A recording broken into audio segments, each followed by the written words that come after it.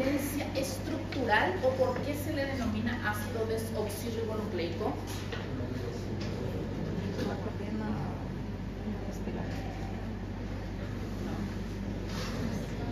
Os açúcares são diferentes, né? ¿Cómo? Os açúcares são diferentes. Básicamente tenemos una diferencia en que en el ácido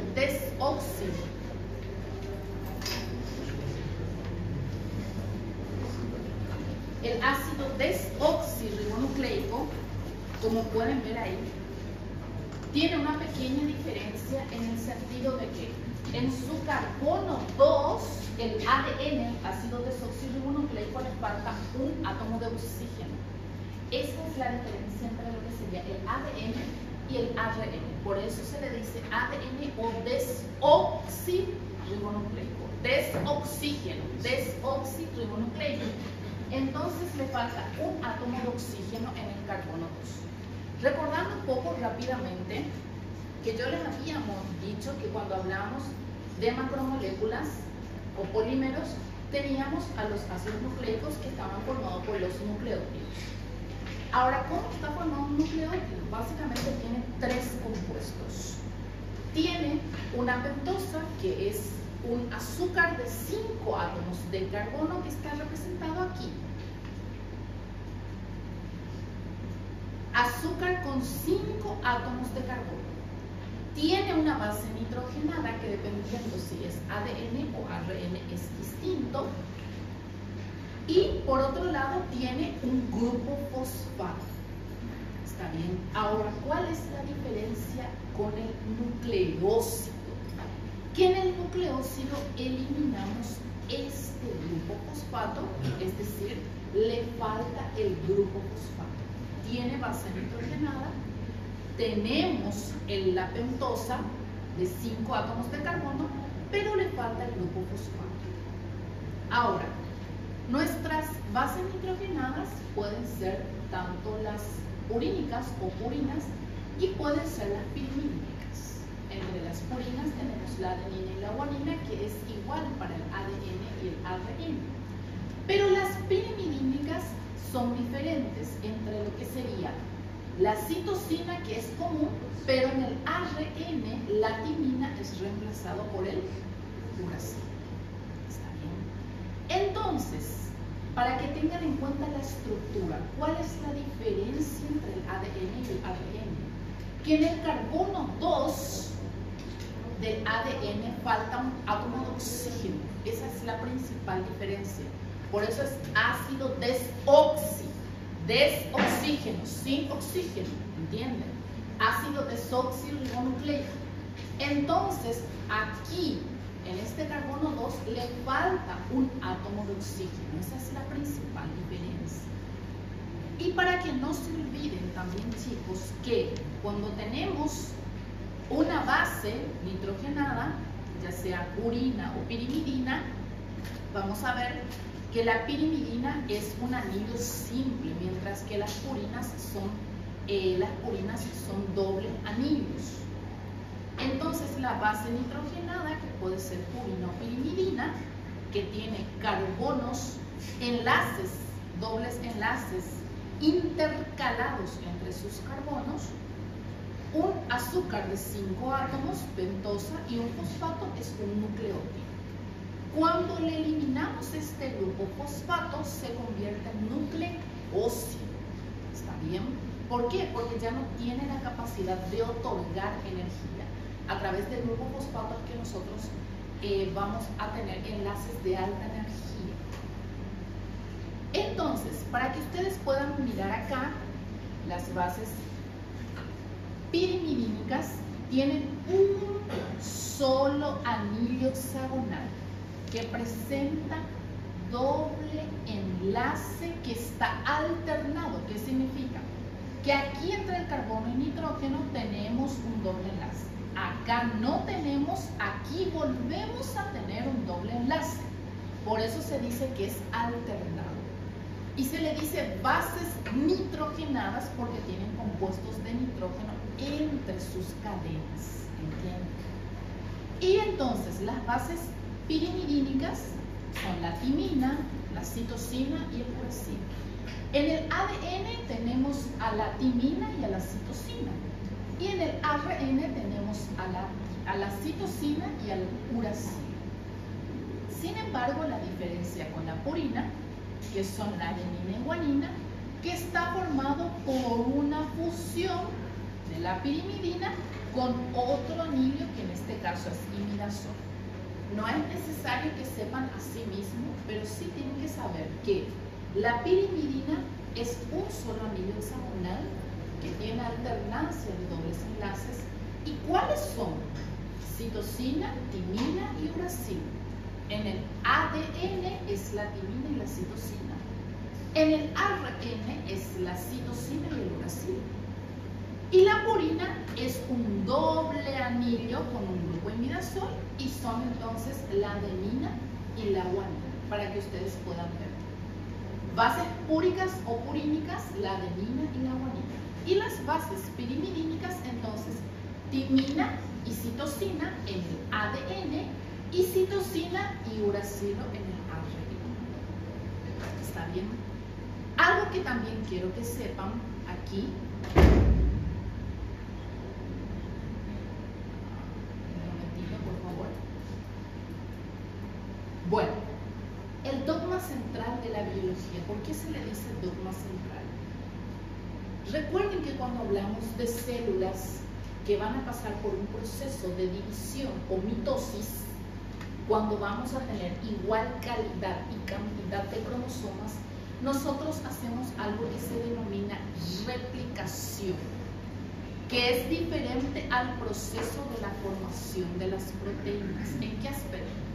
En la replicación, doctores, nosotros hacemos una copia fiel de todo el componente, de todo nuestro componente o información genética que está en el ADN.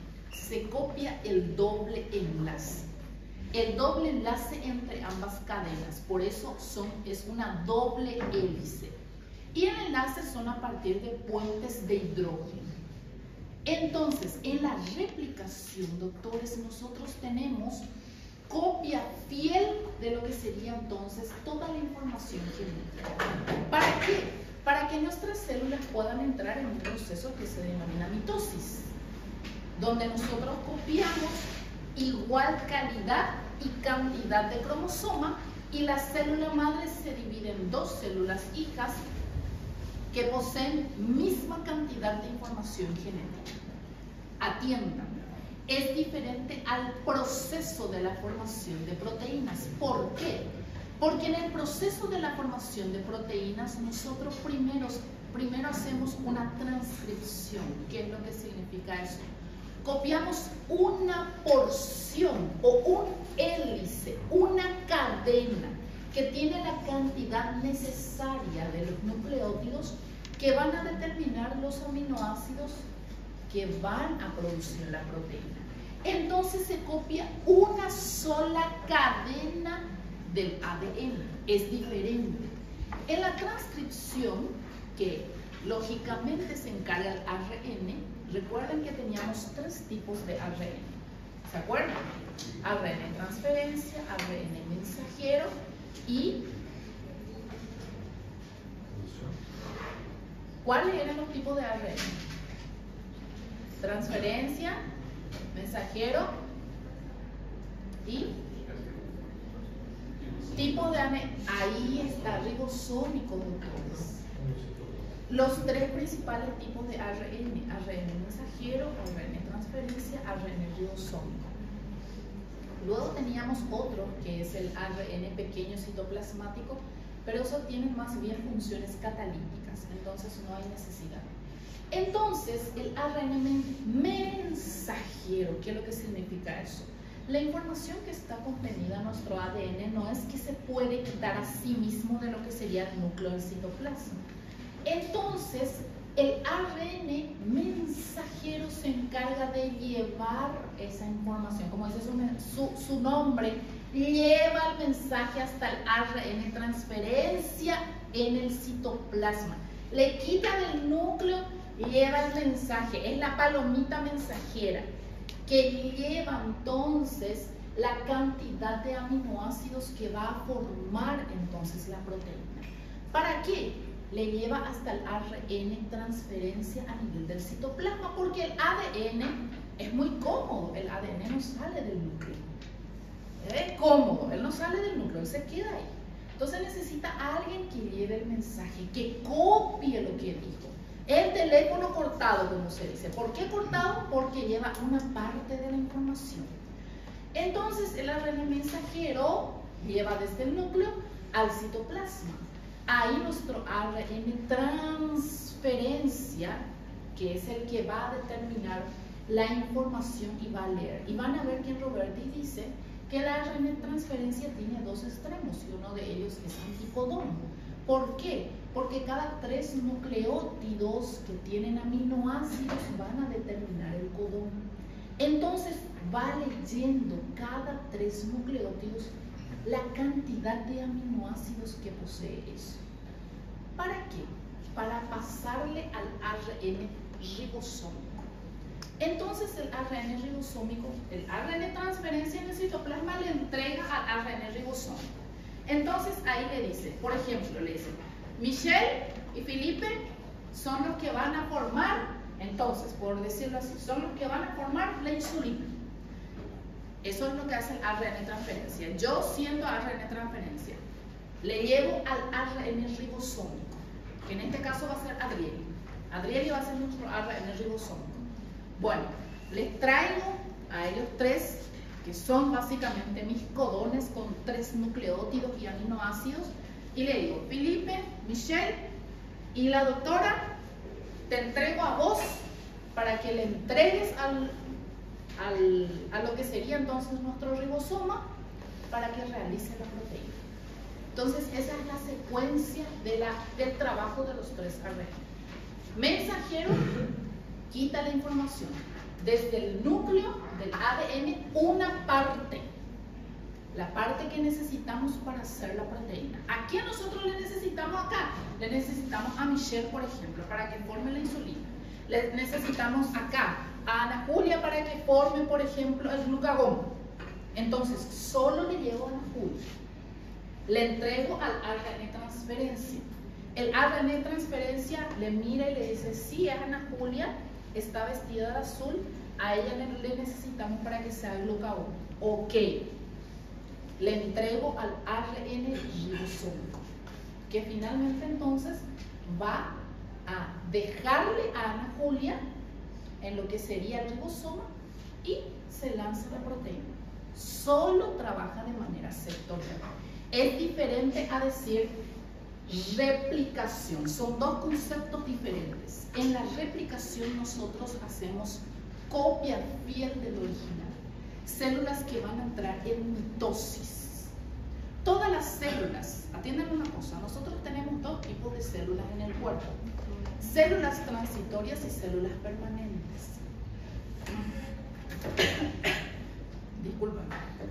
Cuando hablamos de células transitorias, son aquellas que cumplen su ciclo celular, pero cuando hablamos de células permanentes son las que no se dividen, como por ejemplo las neuronas. Son las que no se dividen, como por ejemplo las neuronas. Entonces, ¿qué es lo que pasa? Antes de que esas células se puedan dividir, nosotros necesitamos copiar toda la información que tenga la misma cantidad y calidad de cromosomas, y luego se divide su citoplasma y tenemos 2 células hijas con igual calidad y cantidad de información genética. Tengan en cuenta algo.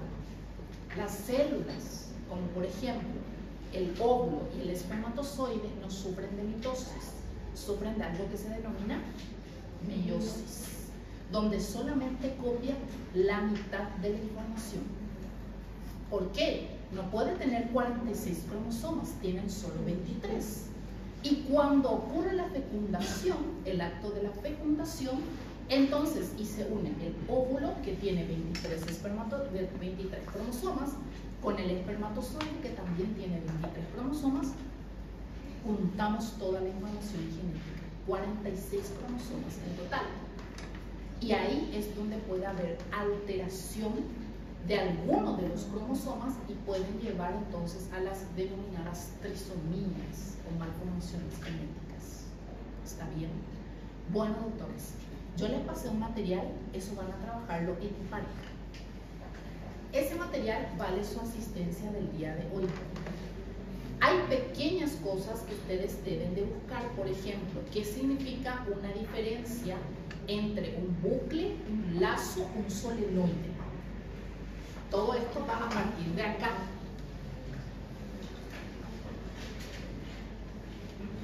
Aquí. ¿Por qué? Porque obviamente yo les dije que nosotros teníamos una molécula de ADN, tiene 250 millones de pares de bases. Entonces todo eso debe enrollarse o compactarse para formar un cromosoma. Entonces todo eso se va enrollando o se van básicamente compactando dentro de proteínas que se denominan histonas. ¿Para qué? Para ir formando otras moléculas más complejas, compactarse y formar un cromosoma. Entonces, empiecen a trabajar, chicos, tienen exactamente una hora y eso les va a valer su asistencia el día de hoy. Doctora, ¿hay que escribir el enunciado o solo la respuesta? No es necesario. Escriben el número del enunciado, porque son 10 preguntas en total. Escriben el número, la respuesta y los que necesitan explicarse, explican. Una